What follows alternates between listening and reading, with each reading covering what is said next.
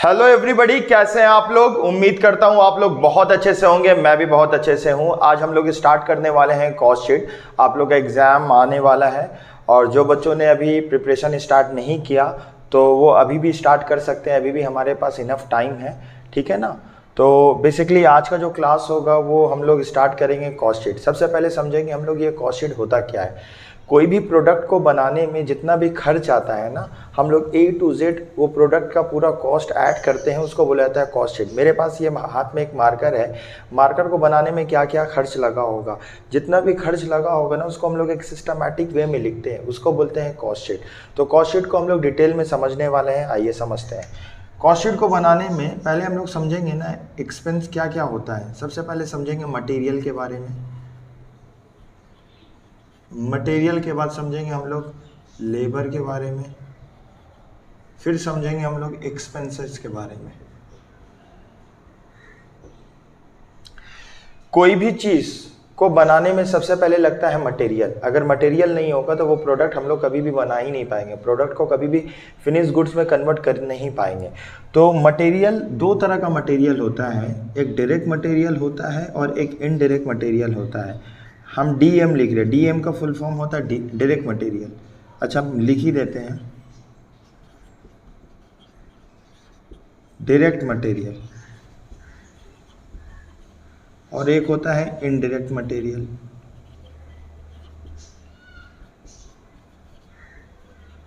Direct material किसको बोलते हैं? प्रोडक्शन करने में जो भी मटेरियल यूज़ होता है, जितना भी मटेरियल लगता है, उसको हम लोग डायरेक्ट मटेरियल बोलते हैं। ये मार्कर का एग्जांपल देते हैं। मार्कर को बनाने में सबसे पहले क्या लगा होगा, मटेरियल क्या होगा? प्लास्टिक, जो हम लोग देख पा रहे हैं। मेरे हाथ में मार्कर है, मार्कर को बनाने में प्लास्टिक लगा होगा ना।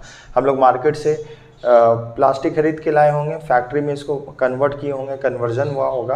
तो बेसिकली जितना भी मटेरियल, जो भी डायरेक्ट मटेरियल होता है ना, वो ट्रेसेबल रहता है। वो हम देख पा रहे हैं, समझ पा रहे हैं कि ये मार्कर बनाने में ये मटेरियल, ये प्लास्टिक लगा है, तो इसको क्या बोला जाता है? Direct material. Direct material related होता है प्रोडक्शन से, जो डायरेक्टली इन्वॉल्व होता है, ठीक है ना। जैसे मार्कर बनाने में जितना भी मटेरियल लगा है, इसका एग्जांपल होगा डायरेक्ट मटेरियल। इनडायरेक्ट मटेरियल क्या होगा? प्रोडक्शन होता है फैक्ट्री में, लेकिन प्रोडक्शन करने के लिए क्या चाहिए हम लोग को? जैसे प्रोडक्शन होता है मशीन में, मशीन का हम लोग ऑयल लगा, मशीन का ग्रीस लगा, मशीन का ग्रीस, मशीन का ऑयल, ये भी तो एक मटेरियल है, लेकिन ये प्रोडक्शन में यूज़ नहीं हो रहा, मशीन में यूज़ हो रहा। तो इसको क्या बोलेंगे हम लोग?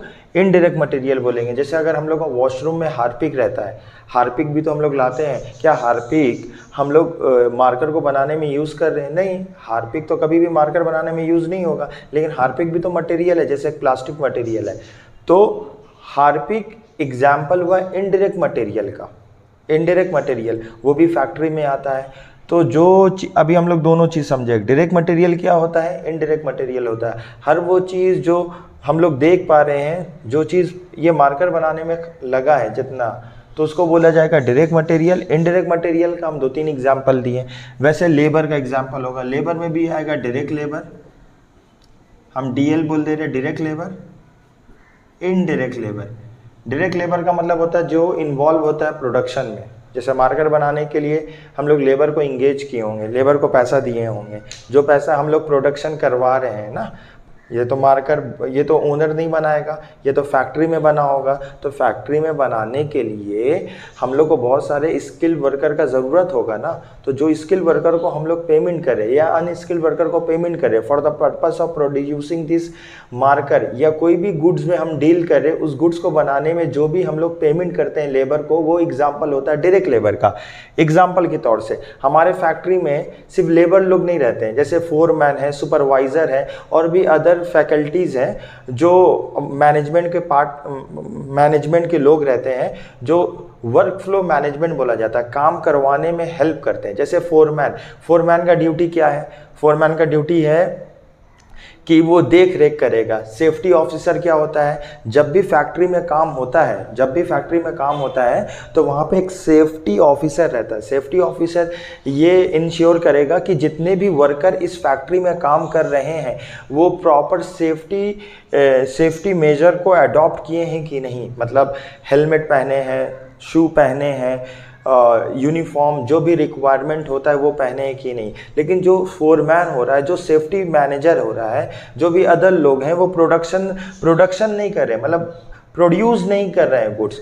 वो जो वर्कर गुड्स प्रोड्यूस कर रहे हैं उनको देख रेख के लिए, मैनेज करने के लिए खड़े हैं। तो उन लोग को भी तो हम लोग को पे करना होगा ना, उन लोग भी तो फ्री में काम नहीं करेंगे, उन लोग को भी तो हम लोग को पैसा देना होगा। तो जो पैसा फैक्ट्री अपने फोरमैन को दे रहा है, सेफ्टी ऑफिसर को दे रहा है, ताकि वर्कर लोग, क्या होता है ना, बैकबोन ऑफ द ऑर्गेनाइजेशन है, अगर उन लोग को तकलीफ हो गया तो काम कैसे होगा। तो उन लोग को देख रेख करने के लिए, मान लीजिए यहाँ से बहुत सारे वर्कर हैं, छोटे छोटे बहुत सारे वर्कर हैं, ये बहुत सारे वर्कर हैं, बहुत सारे वर्कर हैं, ठीक है ना। तो इस सब को मैनेज करने के लिए कौन है, फोरमैन है या सेफ्टी ऑफिसर है। ये बंदा ये सारे लोग को देखभाल कर रहा है। रियलिटी में ये प्रोडक्शन नहीं कर रहा, प्रोडक्शन ये नहीं कर रहा, प्रोड्यूस ये कर रहे। तो कंपनी इसको भी तो फ्री में पैसा नहीं, फ्री में तो इन लोग काम नहीं कर रहा ना, कंपनी इन लोग के लिए भी पेमेंट कर रहा है, कंपनी इन लोग के लिए भी पेमेंट कर रहा है। तो जो पेमेंट इन लोग को किया जा रहा है, ये एग्जांपल होगा डायरेक्ट लेबर का। जो पेमेंट फैक्ट्री में इन लोग को किया जा रहा है फोरमैन सेफ्टी ऑफिसर के लिए, ये एग्जांपल होगा इनडायरेक्ट मटेरियल। जैसे हमारे पास अकाउंटेंट होते हैं ना, तो अकाउंटेंट तो प्रोडक्शन नहीं करते हैं, वो सैलरी स्लिप बनाएंगे और भी ऑफिशियल वर्क करेंगे, तो कंपनी उन लोग को भी तो पेमेंट कर रहा है। तो अकाउंटेंट को पेमेंट करना, ठीक है ना, ये किसका एग्जांपल हुआ, इनडायरेक्ट लेबर का हुआ। जैसे एक्सपेंसेस, सर ये एक्सपेंसेस क्या है, एक्सपेंसेस वो है जो मटेरियल लेबर नहीं है। मतलब जैसे कि हम लोग को मार्कर बनाने में ये जो प्रिंट है ना, ये प्रिंट कराने के लिए हम लोग को एक्सपेंस इनकट करना होगा, एक्सपेंस लगेगा। तो ये किसका एग्जाम्पल हुआ, ये भी डायरेक्ट एक्सपेंस का एग्जाम्पल हुआ, तो जो प्रोडक्शन से रिलेटेड हो रहा। और इनडायरेक्ट एक्सपेंसेस का तो बहुत सारा एग्जाम्पल है, फैक्ट्री में जो आएगा, ऑफिस में जो आएगा, और सेलिंग एंड डिस्ट्रीब्यूशन में जो भी आएगा, ठीक है ना। तो हम लोग को आगे चलेंगे और हम लोग अभी, तो हम लोग का यहाँ पे मटेरियल, लेबर और एक्सपेंसेस है। जो मटेरियल होता है, मटेरियल में डायरेक्ट और इनडायरेक्ट आता है, लेबर में भी डायरेक्ट और इनडायरेक्ट, और एक्सपेंसेस में भी डायरेक्ट और इनडायरेक्ट। जो भी डायरेक्ट होता है, चाहे वो मटेरियल का हो या लेबर का हो, वो एक्सपेंसेस का हो, वो बोलते हैं हम लोग का प्राइम कॉस्ट। यहाँ हम लोग एरो देख सकते हैं, मटेरियल का एरो डायरेक्ट वाला नीचे आ रहा है, लेबर का डायरेक्ट वाला नीचे आ रहा है, एक्सपेंसेस का डायरेक्ट वाला नीचे आ रहा है। तो कॉस्ट शीट होता है डायरेक्ट कॉस्ट और इनडायरेक्ट कॉस्ट, दो तरह का खर्चा होता है। डायरेक्ट और इनडायरेक्ट को ऐड करेंगे तो आएगा कॉस्ट शीट। तो डायरेक्ट 3 पोर्शन से निकलता है, एक मटेरियल से निकलेगा, लेबर से निकलेगा, एक्सपेंसेस का निकलेगा। मटेरियल का डायरेक्ट, लेबर का डायरेक्ट और एक्सपेंसेस का डायरेक्ट को बोलते हैं प्राइम कॉस्ट। प्राइम कॉस्ट का मतलब the sum total of all direct expenses. और अगर हम इनडायरेक्ट का बात करेंगे, अगर मटेरियल इनडायरेक्ट है, या तो फैक्ट्री ओवरहेड में जाएगा, या ऑफिस में जाएगा, या सेलिंग में जाएगा, ठीक है ना। तो सिमिलरली मटेरियल की तरह लेबर भी होगा और एक्सपेंसेस भी होगा। तो हम लोग डायरेक्ट, इनडायरेक्ट को क्या बोलते हैं, ओवरहेड बोलते हैं। जो भी इनडायरेक्ट का पार्ट होता है वो ओवरहेड होता है। कॉस्ट शीट बनाने के लिए हम लोग स्टार्ट करते हैं। सबसे पहले हम लोग लिखेंगे, अगर फॉर्मेट आप लोग कहीं भी अगर ट्यूशन पढ़े होंगे तो उम्मीद करता हूँ कि आप लोग को तो थोड़ा बेसिक कॉन्सेप्ट पता होगा। अगर नहीं पता है तब भी हम फॉर्मेट लिख रहे हैं, तो कॉस्ट शीट का क्या फॉर्मेट है। सबसे पहले हम लोग लिखते हैं opening stock of raw material. हम शॉर्ट में लिख रहे हैं, ओपी का मतलब opening stock of raw material, RM का मतलब रॉ मटेरियल। अगर क्वेश्चन में opening stock of raw material है तो हम लोग लिखेंगे, नहीं है तो नहीं देंगे। मतलब ये एक सिस्टम, एक प्रोसेस फॉलो करेंगे। ये सिस्टम में, ये फॉर्मेट में जो इन्फॉर्मेशन गिवन है वो इन्फॉर्मेशन को हम लोग लिखते चले जाएंगे। उसके बाद करेंगे हम लोग परचेज ऑफ रॉ मटेरियल, लिखेंगे purchase of raw material, RM का मतलब रॉ मटेरियल, ठीक है। परचेज के बाद होगा ना कैरेज इनवर्ड होगा, ठीक है ना। या हम कोई ब्रोकर को कमीशन लिए परचेज करवाने के लिए, बहुत सारा खर्चा, मतलब जो परचेज से रिलेटेड होगा तो वो सारा ऐड हो जाएगा। हम बहुत सारा तो ऐड नहीं कर पाएंगे, हम समझा दे रहे हैं। इसके बाद हम लोग क्वेश्चन करेंगे तो और जल्दी समझ में आएगा हम लोग को। तो कैरेज इनवर्ड या कैरेज ऑन परचेज लिख देते हैं। कैरेज इनवर्ड और कैरेज ऑन परचेज दोनों एक नाम होता है। तो कैरेज ऑन परचेज हो गया। लेस क्या करेंगे, क्लोजिंग स्टॉक, सीएल का मतलब closing stock, closing stock of RM, RM का मतलब होता है रॉ मटेरियल। अगर क्वेश्चन में कोई closing stock of raw material है तो वो लेस हो जाएगा। उसके बाद हम लोग लेस करेंगे एबनॉर्मल लॉस। एबनॉर्मल लॉस क्या लॉस होता है, जो हमको पता नहीं है, ऑल ऑफ सडन हो गए जिसके वजह से मेरा स्टॉक घट गया। उसके बाद goods return to supplier, goods return to supplier, goods return to supplier. ये प्लस माइनस करने के बाद आएगा raw material consume, RM consumed. अगर क्वेश्चन में RM कंज्यूम डायरेक्टली दिया हुआ है तो हम लोग सम से स्टार्ट कर लेंगे RM कंज्यूम से। अब इसमें ऐड करेंगे direct expenses, direct expenses, chargeable expenses. अगर ये वीडियो क्वालिटी ठीक नहीं लग रहा, समझ में नहीं आ रहा है ना, तो काइंडली अपने एंड से थोड़ा रिजोल्यूशन हाई कर दो और अच्छे से समझ में आएगा। ऐसे आ रहा है लेकिन रिजोल्यूशन लो होगा तो उतना अच्छे से जो हम लोग लिख रहे हैं ना समझ में नहीं आ रहा है, तो वो और अच्छे से समझ में आने लगेगा, ठीक है ना। डायरेक्ट एक्सपेंस लिखे, चार्जेबल एक्सपेंस लिखे, प्रोडक्टिव एक्सपेंस लिखे।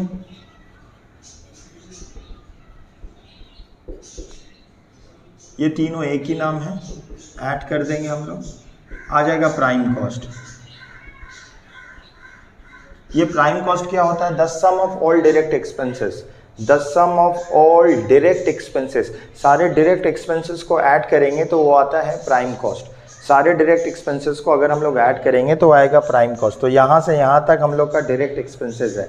तो अगर कॉस्ट शीट बोलेंगे तो कॉस्ट शीट क्या है? कॉस्ट शीट हम लोग sum of direct expenses and indirect expenses. तो यहाँ तक तो डायरेक्ट एक्सपेंसेस हुआ, और इनडायरेक्ट एक्सपेंसेस किसको बोला जाएगा? ओवरहेड्स को बोला जाएगा। तो ओवरहेड्स में क्या क्या आता है? फैक्ट्री ओवरहेड आता है, ऑफिस एंड एडमिन आता है, एंड सेलिंग आता है।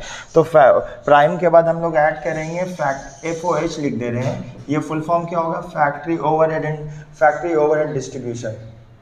FOH factory overhead distribution. अब फैक्ट्री ओवरहेड में ना क्या क्या खर्चा आएगा? कोई भी एक्सपेंस रिलेटेड विद फैक्ट्री, मतलब फैक्ट्री से रिलेटेड है। जैसे फैक्ट्री रेंट हो चुका है, जैसे फैक्ट्री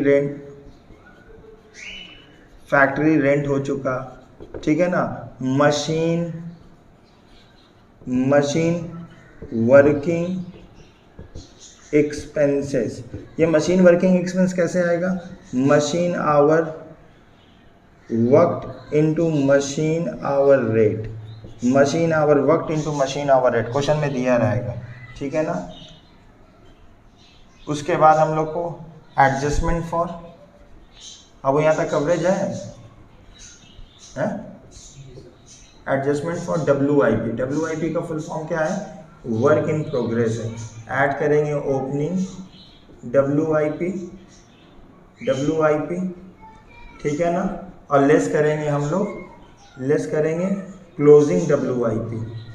तो जो भी प्लस माइनस करने के बाद आएगा उसको बोलेंगे वर्क्स कॉस्ट। ये फॉर्मेट हम लोग को फॉलो करना होगा। वर्क कॉस्ट के बाद हम लोग का क्या आ जाएगा? ये कंटिन्यूएशन है, ठीक है ना, ये कंटिन्यू होगा। फैक्ट्री ओवरहेड के बाद आएगा office and admin overhead, office and admin overhead. Admin का मतलब एडमिनिस्ट्रेशन, ठीक है ना। यहाँ पे क्या आएगा? कोई भी खर्चा ऑफिस का, जैसे जनरल एक्सपेंस हो गया, ठीक है ना, ऑफिस इक्विपमेंट्स डेप्रिसिएशन। अगर मशीन का डेप्रिसिएशन होगा तो फैक्ट्री में जाएगा, ठीक है। बहुत सारा एक्सपेंस हो सकता है, हम लोग इतने ही लिख रहे हैं एग्जाम्पल की तौर से। अभी जब हम लोग सम्स करेंगे तो और ज़्यादा समझ में आएगा, ठीक है ना। तो अभी हम लोग क्या करेंगे? इसको ऐड कर देंगे। अब लिखेंगे adjustment for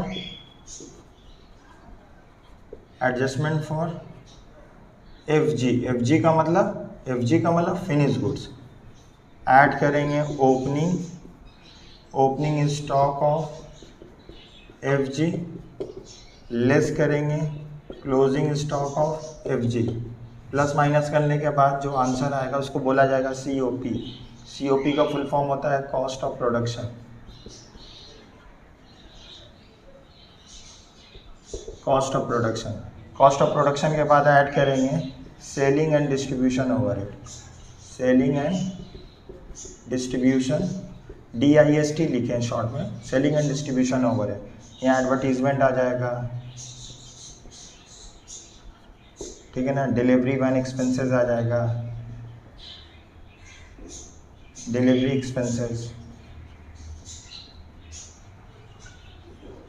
expenses, carriage outward आ जाएगा, सेल्स प्रमोशन एक्सपेंसेस आ जाएगा,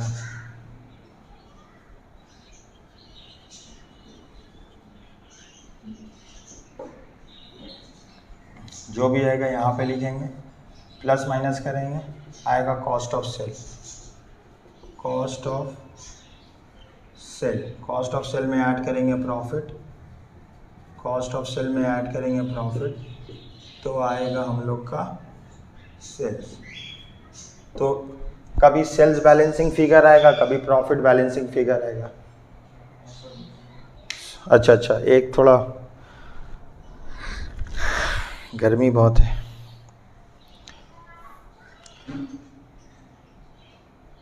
ये ऑफिस ऐड करेंगे ना, अगर हम लोग ऑफिस कहाँ गया हम लोग का, ये वाला है, अगर ये ऑफिस का एक्सपेंसेस ऐड करते हैं तो हम लोग का आएगा ना कॉस्ट ऑफ प्रोडक्शन, और ये प्लस माइनस करेंगे आएगा COGS, cost of goods sold आएगा। थोड़ा लिखने में मिस्टेक हो गया है।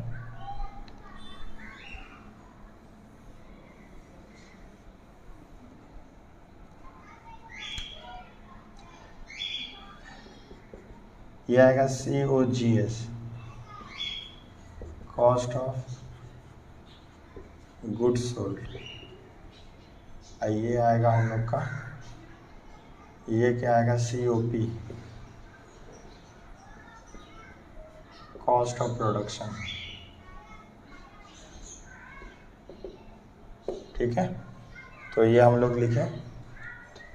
तो वीडियो को पॉज कर लीजिए और अपने एंड से ये फॉर्मेट लिख लीजिए। ठीक है, उसके बाद हम लोग ये जो फिनिश गुड्स होता है ना, इसको हम लोग 4 तरीके से निकाल सकते हैं।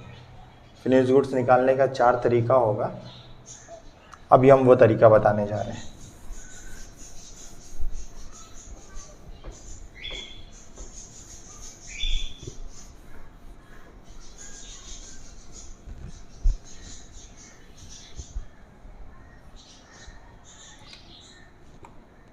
वैल्यूएशन ऑफ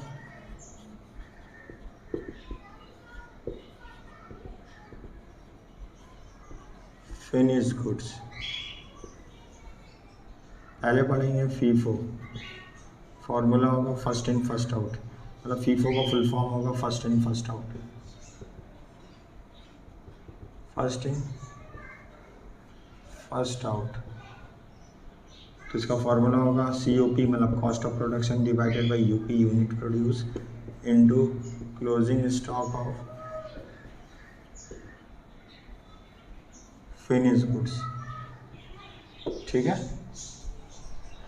अब ये यूनिट प्रोड्यूस हम लोग निकाल सकते हैं, यूनिट प्रोड्यूस निकाल सकते हैं, कैसे निकाल सकते हैं? ठीक है, ये समझा रहे हैं हम लोग। यहाँ पे रहेगा ओपनिंग स्टॉक FG का मतलब फिनिश गुड, यहाँ पे रहेगा सेल्स यूनिट। ठीक है, यहाँ पे रहेगा क्लोजिंग स्टॉक ऑफ FG रहेगा, और यहाँ पे रहेगा यूनिट प्रोड्यूस। इसमें से कोई भी एक मिसिंग रहेगा तो हम लोग निकाल सकते हैं। ठीक है ना, सेल्स मिसिंग है, सेल्स मिसिंग है इसका मतलब ये दोनों दिया रहेगा, इसको माइनस कर देंगे। सेल्स यूनिट कैसे निकालेंगे? ओपनिंग स्टॉक ऑफ FG, इसमें ऐड करेंगे UP यूनिट प्रोड्यूस और क्लोजिंग माइनस कर देंगे, क्लोजिंग स्टॉक ऑफ FG। ये क्या आ जाएगा हम लोग का? Sales unit. Closing stock missing है, वो भी इसी तरीके से हो जाएगा, closing stock of FG finish goods. कैसे निकालेंगे? ये दोनों को ऐड करेंगे, अब सेल्स को माइनस कर देंगे। कैसे? Opening stock of FG add करेंगे यूनिट प्रोड्यूस। ठीक है, माइनस क्या करेंगे? Sales unit, sales units. ठीक है, आ जाएगा। अगर सर हम लोग का यूनिट प्रोड्यूस मिसिंग है, मिसिंग तो कुछ भी हो सकता है, यूनिट प्रोड्यूस मिसिंग है, कवरेज अब आपको यहाँ तक। ठीक है, यूपी का मतलब यूनिट प्रोड्यूस, बार बार बोल ले, तो इसका मतलब ये मिसिंग है, तो ये दोनों दिया हुआ है, ये दोनों को ऐड करेंगे, इसको माइनस कर देंगे। कैसे? सेल्स यूनिट के साथ ऐड करेंगे closing stock of F G का मतलब finish goods minus opening stock of F G finish goods.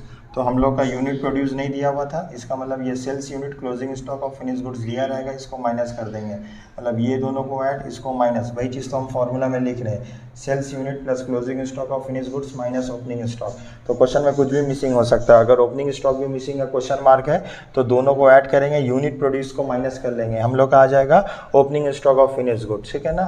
तो क्वेश्चन में कुछ नहीं बोलेगा, फीफो फॉलो करना है, लीफो करना, क्वेश्चन में कुछ बोला नहीं है, फीफो फॉलो करना है, लीफो वेटेड एवरेज या सिंपल एवरेज, तो हम लोग फॉलो कर लेंगे FIFO, first in first out. अभी लीफो कैसे करेंगे, लीफो का फॉर्मूला क्या होगा, LIFO, लीफो का मतलब last in first out, full form क्या होगा, लास्ट इन फर्स्ट आउट, जो माल लास्ट में आया वो पहले जाएगा। तो फॉर्मूला कुछ इसी तरह होगा, COP का मतलब cost of production divided by unit produce into closing stock of finish goods. बोलो सर आप तो सेम ही लिख दिए हैं, जो ऊपर है वही लिख दिए हैं, मेरा लाल देखो तो हम क्या लिख रहे हैं, क्लोजिंग माइनस ओपनिंग, ठीक है।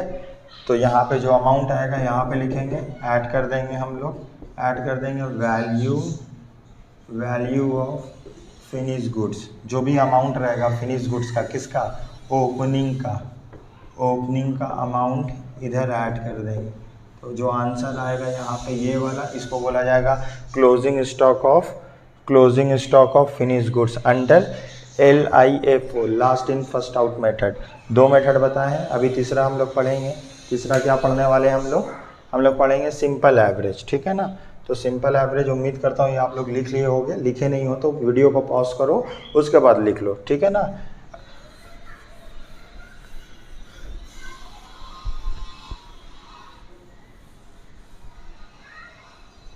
अभी हम लोग स्टार्ट करने वाले हैं, अभी हम लोग पढ़ेंगे, ठीक है, सिंपल एवरेज। एवरेज मेथड भी बोल सकता है, सिंपल एवरेज भी बोलेगा। तो इसमें दो तरह का रेट निकालना होगा, रेट वन, ठीक है ना। रेट वन कैसे निकालेंगे हम लोग लिखेंगे COP का मतलब cost of production divided by UP, unit produce. तो एक तरह का रेट आएगा, 2, 5, 6, 7, 8, 9, 10 एक रेट आएगा, ठीक है ना। अब हम लोग क्या करेंगे, रेट टू मतलब दूसरा तरह का रेट निकालेंगे और दोनों का एवरेज निकालेंगे। तो वैल्यू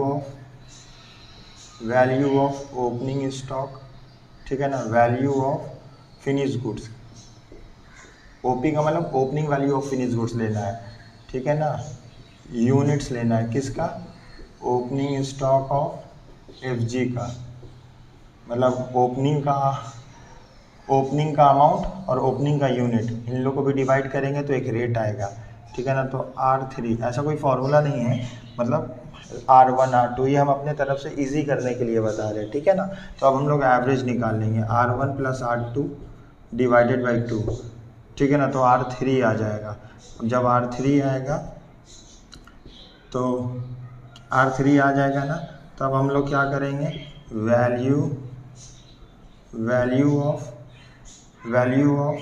क्लोजिंग, CL का मतलब क्लोजिंग स्टॉक ऑफ FG, कैसे निकालेंगे हम लोग, value of closing stock FG मतलब फिनिश गुड्स, जो R3 निकाले हैं उसको मल्टीप्लाई कर देंगे closing stock of finish goods unit से, ठीक है ना। आंसर आ जाएगा। अगर हम लोग बोला जाएगा क्वेश्चन में कि वेटेड एवरेज निकालना, तो वेटेड एवरेज निकालना बहुत आसान है। जो अभी हम लोग स्प्लिट करके निकालें, अलग अलग करके निकालें, दोनों को ऐड करके एक एवरेज निकाल लेंगे।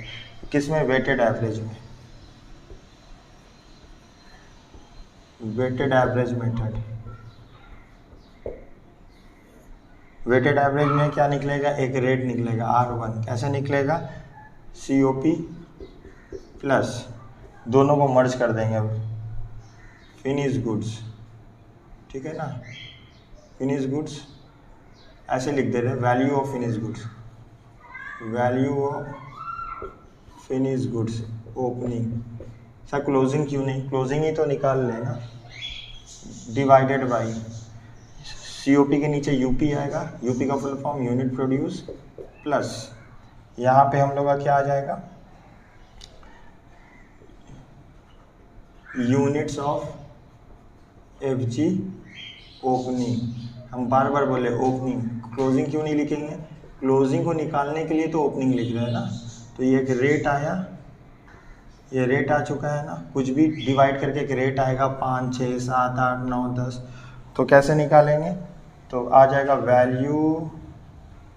Value of closing stock, value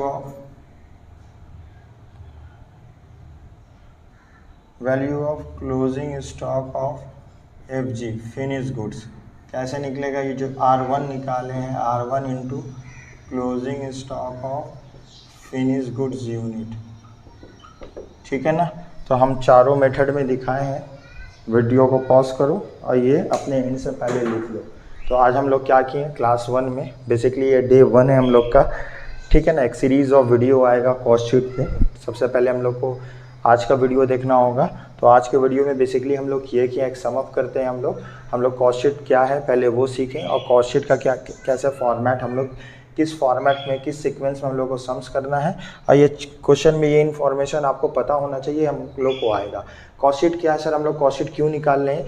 product को मार्केट में बेचना पड़ता है, तो प्रोडक्ट को मार्केट में बेचेंगे ना तो वो कॉस्ट प्राइस में नहीं बेचते हैं, सेलिंग प्राइस में बेचते हैं। तो first of all sir to set the selling price, मतलब ये प्रोडक्ट को अगर हम लोग को मार्केट में बेचना है ना, तो सबसे पहले हमको पता लगाना होगा कि ये प्रोडक्ट को बनाने में मेरा कॉस्टिंग कितना आ रहा है। कॉस्ट पता चल गया, उसके बाद हम लोग सेलिंग प्राइस ऐड करेंगे और मार्केट में मतलब कॉस्ट पता चल गया तो प्रॉफिट ऐड करेंगे, कॉस्ट पता चल गया प्रॉफिट ऐड करेंगे और इसको सेलिंग प्राइस में बेच देंगे। कोई भी प्रोडक्ट, दुनिया में कोई भी प्रोडक्ट हो, पूरे वर्ल्ड में कोई भी चीज़ कोई भी इंसान बेचता है तो उसको सेलिंग प्राइस में बेचता है। तो कॉस्ट शीट और सेलिंग प्राइस हम लोग को पता कैसे चलेगा कोई भी प्रोडक्ट का सेलिंग प्राइस क्या है? तो सबसे पहले हम लोग को उसका कॉस्टिंग निकालना होगा। कॉस्ट निकाल लिए, उसको उसमें प्रॉफिट ऐड करेंगे, cost plus profit is equal to selling price. तो हम लोग बोल सकते हैं कॉस्ट शीट से हम लोग को क्या फ़ायदा होता है? कॉस्ट शीट बना के हम लोग को ये पता चलेगा कि कॉस्ट कितना आ रहा है, कोई भी प्रोडक्ट का कॉस्ट कितना आ रहा है और उस प्रोडक्ट को कितने में बेचना है, उसका सेलिंग प्राइस हम लोग ईजिली सेट कर पाएंगे और हम लोग कॉस्ट कंट्रोल भी कर पाएंगे ना। मार्केट में अगर हमको सर्वाइव करना है तो कॉस्ट शीट हमको हेल्प करेगा कॉस्ट कंट्रोल करने में, ठीक है ना। To set the selling price, तो हर एक ऑर्गेनाइजेशन अपना कॉस्ट जानना बहुत ज़रूरी है। तो कॉस्ट जानेंगे, इससे दो चीज़ होगा ना, हमको सेलिंग प्राइस सेट भी कर पाएंगे और कॉस्ट को रिड्यूस भी कर पाएंगे। इतना थोड़ा मोड़ा नॉलेज पता होना चाहिए। तो आज के क्लास में हम लोग इतने ही तक रखते हैं, मिलते हैं नेक्स्ट क्लास में। Thank you so much.